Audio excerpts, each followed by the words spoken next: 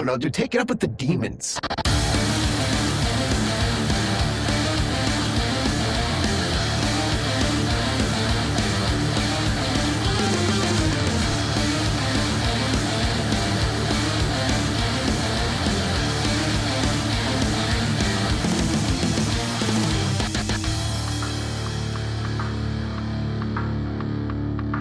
Hello, everybody, and welcome back to Anime Cult, episode 16. As always, I'm one of your hosts, Mike Martin, joined, as always, by the impeccable, indubitable, I got no other words, Dodger and Indy. Hello. Hi. I'm glad you used that intro for both of us, because I'm like, what name is he dropping Which one is going to get all these good words? Yeah. But we both got it. Yeah, no. They already established he had none left. There were no more words after that. So. My creative bank ran dry. It's too... Would have been really good if you said Dukes and Indeimaus. And also... It's fucking Australians here, yeah. Yeah, how's Australia doing right these days, mate? Jesus Christ, man, what the hell was that?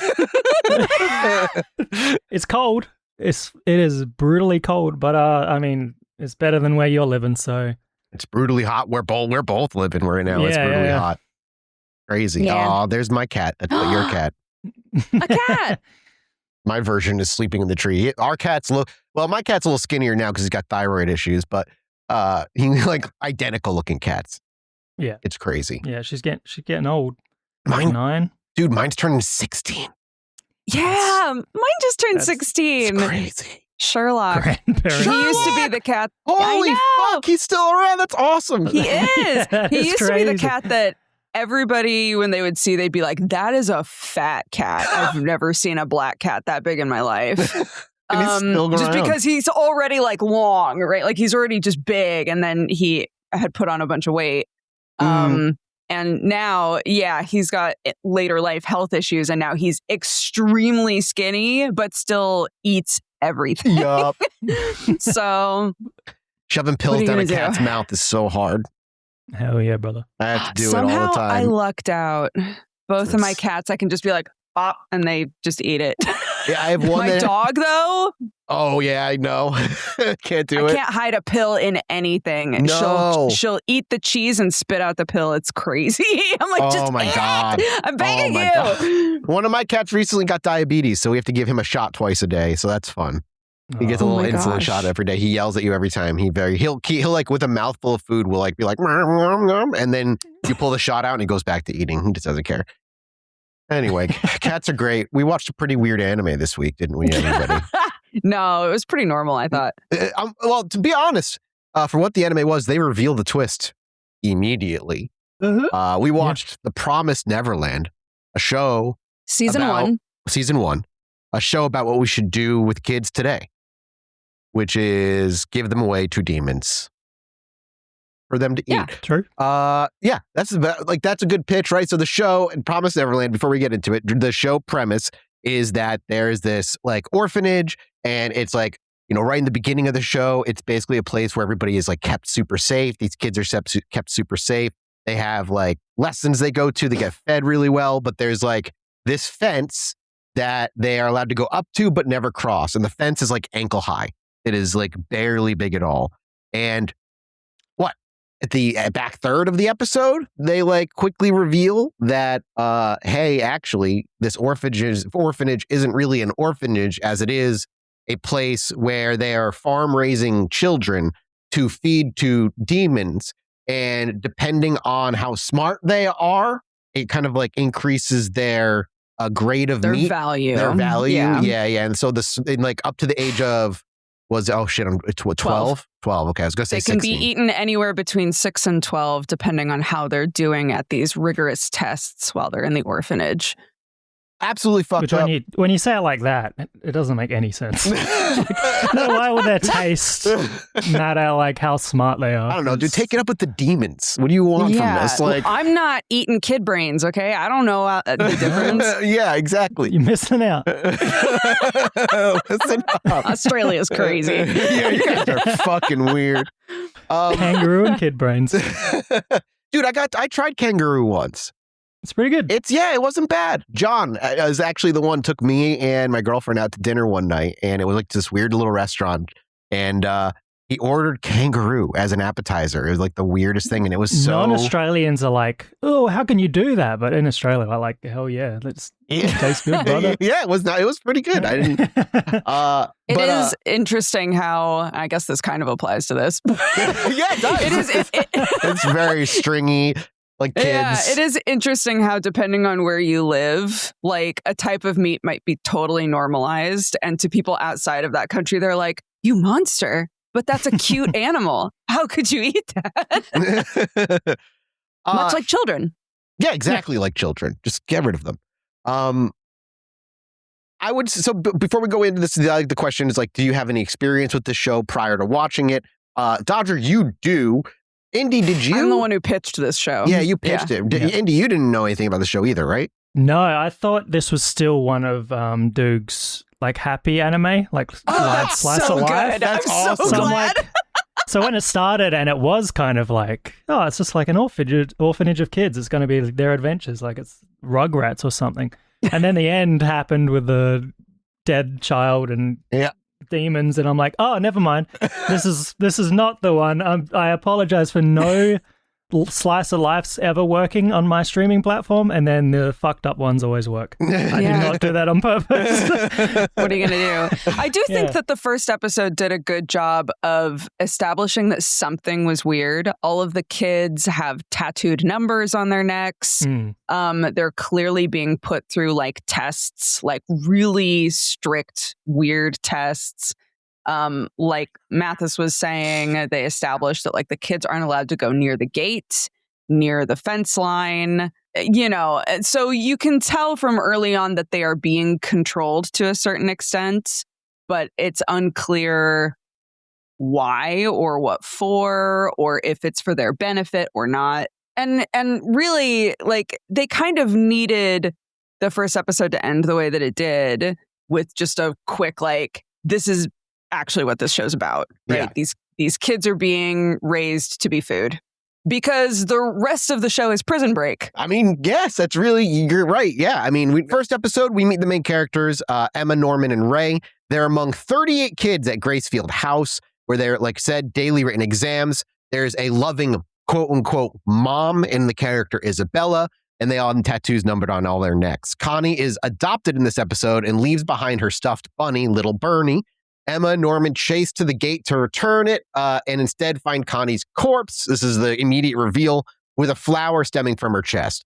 They witness the demons, learn that the orphanage is a farm raising children as food, and see Isabella working with the monsters, not being the loving mother that they all believed her to be. So they immediately, like you said, just immediately, and the episode titles are all the numbers of kids. It's like this title, the episode title of episode 1 was 121045. And they all kind of like follow that theme. I was trying to keep track of what kid each episode number was, but I never could, because the numbers are so long. Numbers are too long for that. 6 numbers in each one. No, thank you. It's too much. Yeah, wasn't happening. I'm sure somebody out there has been like, I'm going to figure out which child each episode's named after, but... You know, props to you. Maybe in high school, like I would have done that, but not anymore. Episode 2, titled 131045, if you are one of the weird listeners who will do that, and weird in the best way. We're all weird here. Emma and Norman basically kind of start processing the truth and realize shipments track to the daily scores that they get on their tests. They bring in Ray and tell him, and kind of in a weird moment, they're just like, wait, you believe us? You actually believe us? Like, they immediately just believed them. Then a fight breaks out over like scope, what to do next. Emma wants everyone out, and Ray argues only the capable should get out of here. And Norman ends up siding with Emma, you know, let's get everybody out of here. That's kind of really like where episode 2 was. I didn't really have any big notes for this one. I can't remember if the episode summary for the last one established this or not, but Emma, Norman, and Ray are the oldest kids at the orphanage. Mm-hmm. They get top numbers every single time. All of this is established in the first episode. They are like the top performers. Yeah. That's why they've been able to live there for so long. They're 11 years old. At 12 years old, kids always leave. So they were piecing that together. They're really smart. They're the oldest ones. Really good at hide and seek as well. That's how they get the big score. Yeah, they're great at tag and hide and seek, which they kind of mesh into the same game. They also, I think it's in episode 2 that Isabella kind of catches them by the fence and if they went over the fence or not. And she's like, asked them if they had and they didn't. They say they didn't, but then she like, I think it's revealed, I don't know if it was in this episode or episode 3, where it's revealed she knows that they left because they bring in the assistant, Sister Crone, and she tells them right away. She's like, hey, Crony, I think they left. And she's like, well, we have to go get them right away. And they have a back and forth. Isabella knows that someone was at the gate and saw Connie because in their panic, they dropped the bunny. Yes. So she knows that a kid showed up with the bunny, but she only has like suspicions of who it is. So really quickly, she's in full on like, what the fuck did you see mode with these older kids. Yeah, it's and before we go too much deeper, out of curiosity, how is it like a lot of the shows we've watched where it's pretty 1-for-1 to the manga? Because like you said, you read the manga, right? And is season 2 the final season of the show, or because like does it wrap up where the manga wraps? I'm curious about both of those things. I don't believe so. I got to be honest with you. I didn't watch season 2 because I disliked the manga so much after the end of season 1. Okay.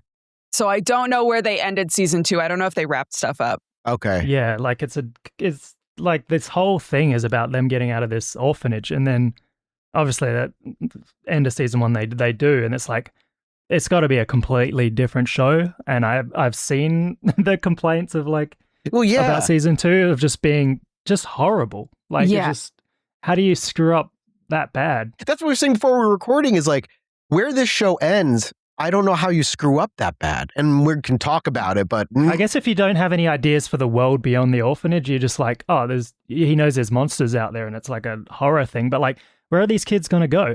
I think when you said it has to wind up being a completely different kind of story, it does. Anybody who watched like the old Prison Break show, the show literally called Prison Break, it was the exact same issue where it's like you're out.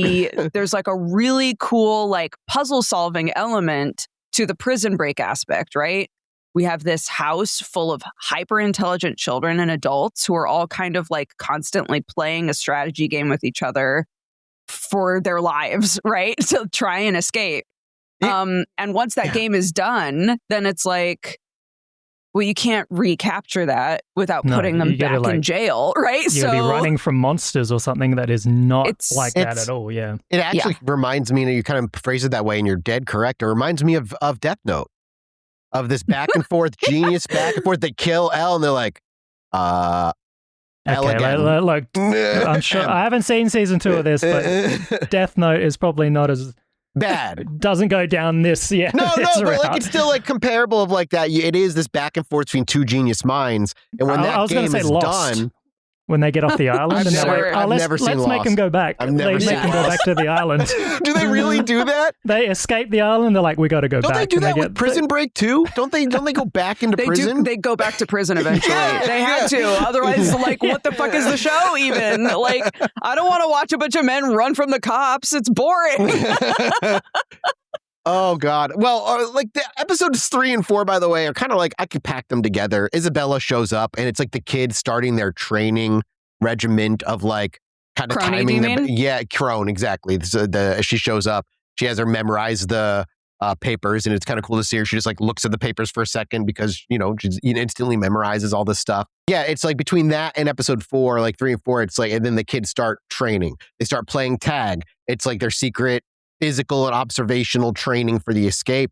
Isabella demonstrates like that, like her radar by instantly going and getting a child that's lost in the woods, and the trio, the Dragon Ball Z, transmission. Yeah, exactly. And then the kids realize the pocket watch looking device is like a tracker readout thing. I just don't believe there wouldn't be cameras and audio recording inside the house when they're all like talking full blast volume next door to dude, like, the number of conversations they have in the middle of hallways. I'm like, go in a room. What are you doing? You could hear this from outside. Like, it's so obvious you guys are planning to try and get out. And the fact that like they're super careful evil mum wouldn't be like, oh, let's put up cameras and like audio recording equipment in the house when she's got a tracker for these kids is crazy. I will say that the extent, the time period that the electronics are based on might be different than what you think. Okay. They don't. Their technology is not our technology. Okay, yeah. No, we don't have the technology yet. Moving into episode 5, 2 other characters, Dawn and Gilda, are like partway pulled into the plan. They go investigate a hidden room, and that's where they find 10-year-olds. The 10-year-olds, yes, exactly. The 10-year-old. And they find Connie's little Bernie among other adopted kids' belongings, which is like, why do you keep that? Like, what are you keeping? That? Like, why not burn it? Why are you keeping these gone kids' belongings? I think there's 2 explanations, right? You can either say they're trophies because she's a monster. Sure. Or you can say, what I think by the time you finish the series, I think it would be easier to say, like, on some fucked up level, she does really care about all of these kids. But, yeah, she wants to keep something of them, even though she spends her life selling them off to monsters. It's true. Like, I get that, but I want to, like, at the same time, like, you're training hyper genius children. Yeah. Like, they will figure out where this thing is over time. Yes. This is my whole thing with it, because I do really enjoy the premise of Promised Neverland, and I do really like that there are no stupid characters in this show. Yeah. Like, everybody is really intelligent in their own way. Are you telling me that other kids don't try to do this all the time? I know that they're like Farm 3, which is where they're at. Farm 3 has the best kids, apparently. Sure. But like, the other farms don't develop kids that go, I wonder what the fuck is over that fence, right? Like, see, and that's interesting because, like, I didn't think you do a season 2. Why don't go just to a different farm? Tell a different story with different characters in a world, and you can just play with that. You don't have to, like, maybe eventually all the escaped kids come together or something. I don't know. But like, yeah, why don't you just do that? Yeah, look, you don't even have to be a genius kid. Like, you can have a dumbass kid into like our world that is trying to like escape school. Or like, just have a dumb idiot. Like, yeah, like they're trying to get over a fence. The only one that gets out is like the evil kid who backstabs all the kids. There's so much you can play with. Because also, speaking of, in this episode is also where like the mole is like established. yes. There's like a kid springs a trap who exposes Isabella has a mole in Ray. But then Ray reveals he's like a double agent feeding her controlled information. That way he's like protecting the group. He's a traitor and secretly actually on all their sides. Then in episode 6, Emma reveals she's found Morse code messages hidden in the library books, introducing the mystery of a character, William Minerva, who's an apparent outside ally, leaving clues marked by an owl motif. And the world suddenly, like, for like their world, now they have like an outside. There's more to the farm for them beyond the farm. They have like something on the outside is working with them. Fun episode. Like, this was cool. I really enjoyed like the little hidden puzzle kind of stuff in the book, and a little bit more of like who would be who's helping them and all that stuff. Yeah, it was a lot. I'm glad I didn't look up anything beforehand, because knowing how bad like the outside world ends up being, apparently it would have really taken the sting out of like all this learning about, there's something in the outside world like helping them. I can't wait to see what that is. I think some people who are listening right now are going to feel like I'm being really unfair to it. I think your perspective is different than ours. Yeah, and I do think there are some really cool characters and story things that happen after this. It's just the story structure. You can tell that the mangaka really struggled with how to like keep things going and working well as a story past this point. It's not just you though. I feel like every single thread I've ever seen is like, what the hell happened? So I think it's not just like you're hating on it. I think it's a very common. We sort of glazed over it, but did either of you guys see it coming that Ray was the spy, was the traitor? I didn't even take a guess. So I'm like, okay, one of the kids is working against him, but I didn't even think to be like, oh, I wonder if it's this person, because it just wasn't, I guess, enough information given. I wonder at if the it's time. the main kid that has evil hair. Yeah, is it the like evil the hair emo. kid? Yeah, exactly. It's like, that's too obvious. Surely not. The show looks great, by the way. The art is really nice. Like I enjoy the art for the monster show. stuff was super sick at the end. Yeah, of the it, body horror like was the little- really cool. I love that shit. Yeah. Also, something we kind of skipped over too is like when we get introduced to Crone, she wants to be a mom of her own, and because that kind of leads into the motivation of episode 7 a little bit, where she's trying to change up a little bit of what she's doing, and she tries to like maybe proposes allying with the kids. The idea is to topple Isabella and claim a mom position for herself. This is kind of like where her stuff all comes up. She has like a little monologue scene with the doll. Which she was a little too wacky for mine. I wasn't a fan of her at all. I didn't hate Like, her. I just didn't like her. Like she didn't feel in universe for me, but that could just be me. I just didn't. I wasn't think a fan. she matched up a bit better in the manga. The way that they animated her movements did feel It was really like goofy Nickelodeon kind of compared to stuff, everybody like- else. Yeah. well, she dies in the next episode, so She does, unfortunately. yeah. She gets promoted, quote unquote, which is like the most obvious setup in the world. She passes along some intelligence and the Minerva pen to the kids, and then is killed by a demon on the higher up orders, basically. Oh, man, that summary gave a spoiler, didn't it? Shit. That's crazy. Oh, well, it's fine. It's the last like dare 4 you. episodes. It's like the last 4 episodes. My bad. Yeah, because we didn't know what that pen was. I don't think. Yeah, that's true. at the end I of- did. We but- didn't. But so this but- is. I like. Yeah, my bad. Because I I was wrote just the like, shit wait, we didn't know afterward. that, did we? No, we didn't. The Crone stuff did tell us more information about the moms, which is that the moms used to be farm kids. Yes, which is huge to learn. Mm. Yeah, we only got. So we're already down to like the last 1, 2, 3, 4 episodes of the show. It felt fast, even as a 12 episode. It was a very bingeable one for me. Mm. Like I think I crushed it in like 2 or 3 days. Like it was I guess pretty because the fast. setting is kind of just the same for all 12 episodes, so it's not like a sprawling adventure or anything. Yeah. It's just like, here's a prison break. And I don't know Yeah. if it would consider episode 1 the best, but we keep going back to it. But that immediate, again, that reveal Oh, at it's the the end of best for episode me, 1, it was just 100%. like, oh, I'm gonna eat this up for like a little bit here. Yeah. That was my favorite episode for sure. Yeah, me too. And it Yeah. kind of kept going downhill for me as it went on. I think it's hard because I think there's a lot of smart stuff that happens in this show. And then some of the explanations that they give for things winds up falling flat.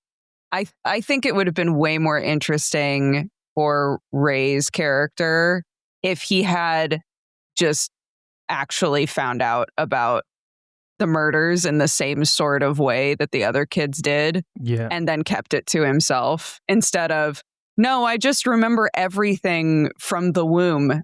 And from the womb forward, I never had infant amnesia. So I just remember literally everything. That's a shitty X-Men power. Yeah, that's, I even remember when we read the manga, I looked it up. I was like, does this happen to people? no shot. No, there's no fucking No. way. There's no way the brain is It's born not based full on right away. anything. Like, yeah, no. No, you just remember the one thing as a kid when you're like standing next to the couch and you're watching TV and your brain's like, I'm going to remember this forever. And you just do for some reason. And you're like, why do I remember that? I was 5 looking at the TV. I have this Who weird knows? memory, like when my mom was interviewing like kindergarten for which kindergarten I was going to go to, and I had this weird memory of like mid-run coming online in like the room and just being like, it's raining out. My Online. mom talking to the teacher and another kid running back and forth, and me just suddenly being like, I'm here right now. I'm here Why does right our now. brain be like, okay, register that. He's going to need that at 40 years old. I don't even remember a kid running back and forth. My mom talked to Mrs. G about whether or not I was going to be in this school, which I did end up being in that school. The rest of the year, just flushed, just God, I gone. don't Who remember fucking anything about knows? Only that one Nothing. moment. Yeah, it's Forever great. The burned. human brain, as tasty Yeah. as it is crazy. Yeah, mine would have been eaten like at 6 years old. It would have been like one of the Yeah. first to go goodbye. Yeah, get rid of this little This idiot. kid, he's got to go. He cries every day. It's the worst. So episode 9 is where Norman's shipment is announced. And the group decides, like, let's not let him die. And Ray floats having Norman break his tracker and run for it. Norman scouts the wall and discovers basically the truth behind it. There's like a deep cliff and channel encircling the entire farm, which is a cool reveal of like, you're trapped. You literally can't jump this wall. Yeah. He's caught at the wall. Isabella breaks Emma's leg as a control, like to control her, and confirms Norman ships out. This is a fun, like, brutal little episode at the end. I really enjoyed. This is a good one. Yeah, this is one of the, like, maybe my second favorite one. Episode 1's just really hard to beat. Good episode. Not much to say, really, for me behind this episode, other than I guess the only thing is, like, why is Mum so worried about them getting through the gate if there is a giant hole, like, behind the gate? Like, I guess because they did establish that, like, if the kids get on top of the fence, they can run to the gate line and run along the top of the bridge, right? So you still don't want them, like, walking along and getting in a different farm or any of that. Yeah, they'd also be like, why is there a giant hole? Mom? Episode 10 is like is a couple month time skip or something like that. There's a time period skip. Emma's leg heals while she's like moping around. But she's like secretly coaching the others. Fake moping. Yeah, it's the fake moping. Before being shipped, Norman delivers a fully coordinated written escape plan and leaves the pen and predicts that Ray will attempt suicide, asking Emma to stop him before he does it. We also learn Ray was never affected by, this is where we learn that he was never infected by infantile amnesia, which is the dumbest shit in the world. Which is, again, why... Even worse than actual amnesia as a... Infantile amnesia, That's why he's known since the very beginning and has been planning since around age 6. Norman's shipment is the season's, like, you know, saying goodbye to him. It's like a pretty sad moment. It's just like one of the sadder moments. Second to last episode is the night before Ray's 12th birthday and his shipment. And at midnight, Ray tries to burn himself alive. There's got to be a better way to do it. Like, that's... come on, man. Well, he clearly wanted to die. Yeah, but, like, man, burning yourself alive is, like, the worst way to go. Emma obviously stops him and then proceeds to slap him, which is, sometimes you just got to do, and refuses to let him die. She then tells him that Norman warned her months earlier and left a counter plan, so they've been ready all along. The plan surface, it seems like it's a decoy of meat and Anna's cut hair wrapped in Ray's clothes to fake his death. And then we kind of learn that the whole roster of older kids was quietly recruited at this point, which leads us to the final episode. The escape executes on Ray's birthday. The fire is the diversion, and then Isabella's radar reads Ray as being in the flames thanks to the decoy. Emma cuts off her own left ear to remove her tracker and removes Ray's, leaving the ear behind as bait, knowing the demons will block the only bridge. The kids cross the gorge by zip line. Emma reveals she's leaving the 16 youngest, under 4, including Phil, behind, vowing to return within 2 years. And then a flashback shows Phil already understood and accepted it. So, there's that. Thank God he understands. Isabella scales the wall and reaches Emma at the last second. Emma answers like with just a silent glare and then disappears. Isabella lets them go, folds their ropes, and quietly just kind of like wishes them safety, showing that she, like you said earlier, she does have like this weird care for the kids in some way. You see the flashback, which then reveals her own past as a farm child who lost her friend Leslie, and Raymond is confirmed to be her biological son. And then the kids escape into the dawn. About right. About wrap on the series. If you set the orphanage on fire, where are you picking them up from in 2 years? There's nothing there. I don't... Well, you could explore the world, but like even then, I don't know. Like you could still do something interesting with it. I don't know how bad... This is where, Dodger, you're going to have to fill us in. Like, what happens after this? Are we going to watch season 2 or are we not going to bother? I kind of think we should.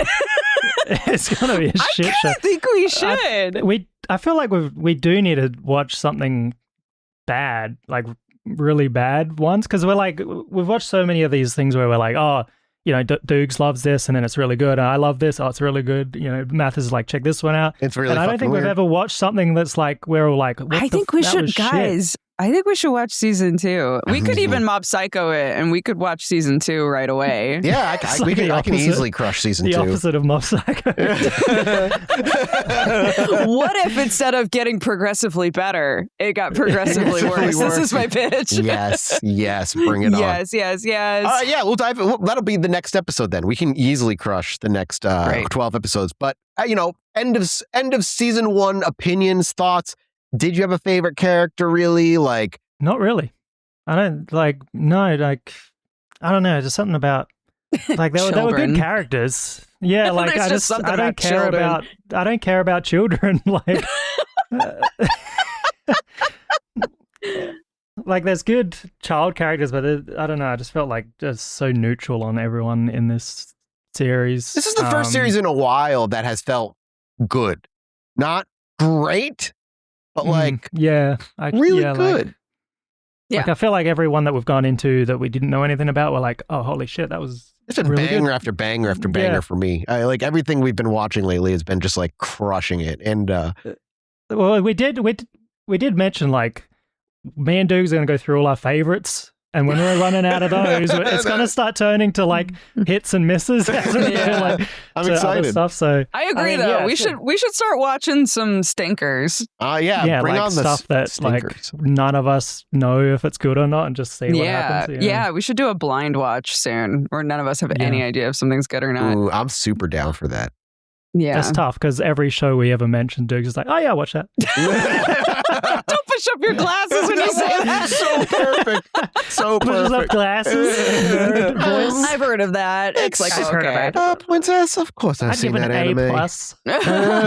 Princess, you haven't heard of that anime? I have. Yeah, one of my favorite characters. I do agree though. I think even when I was reading the manga, I felt I enjoy the characters. I'm not like really attached to any of them. I like the way that they play off of each other.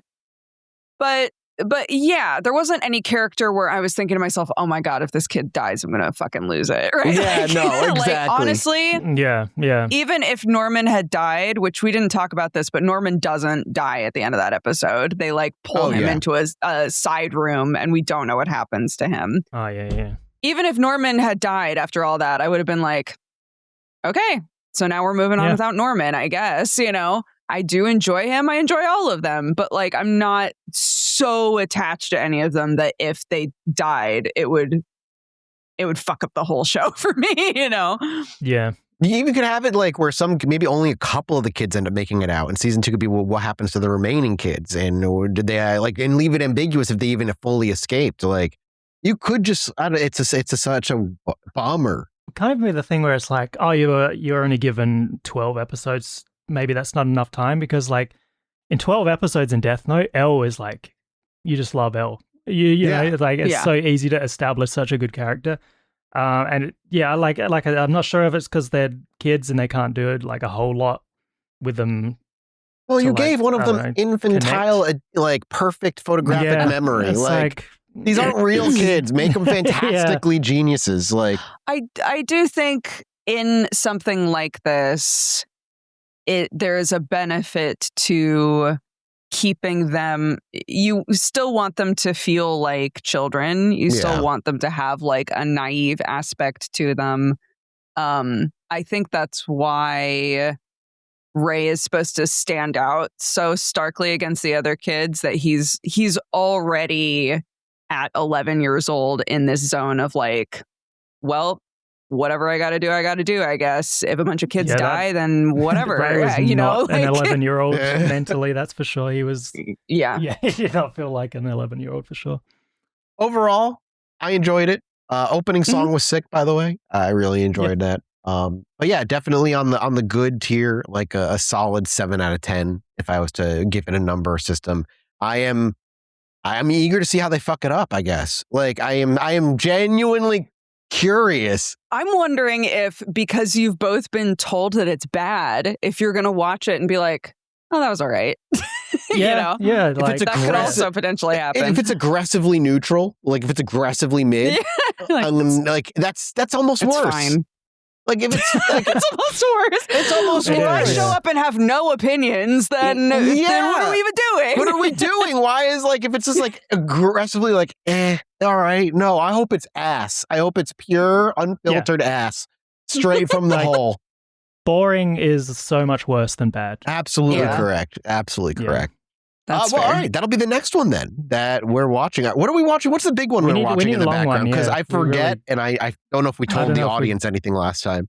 We didn't. We're like, we'll tell you next time. We know it's next time. We haven't got Hey, it. we stopped the 6-month break thing and the multiple month break thing, so at least there's that. We may forget to pick animes. Here's the problem. I keep suggesting stuff. Oh, here we go. Here it comes. I keep suggesting stuff, and Australia doesn't want Indy to watch it. That's true. I don't want to say anything and then jinx it. What's it like to live in a fascist country? I wouldn't know. It's fantastic. All right, yeah, I guess we'll have to throw some animes around then in the back end to see if any of them are available for Indy to watch first before we do. But we'll let you know what it is in the next episode, and you'll have to just deal with it, listeners.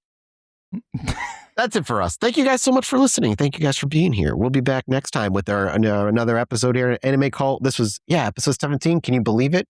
We're going to be 20 episodes in, not too long. It only took us it's taken us so long to get to episode 20 years. Thank you guys so much. So appreciate you. We love you. We'll see you next time. Goodbye. Bye. I'm going to remember this forever.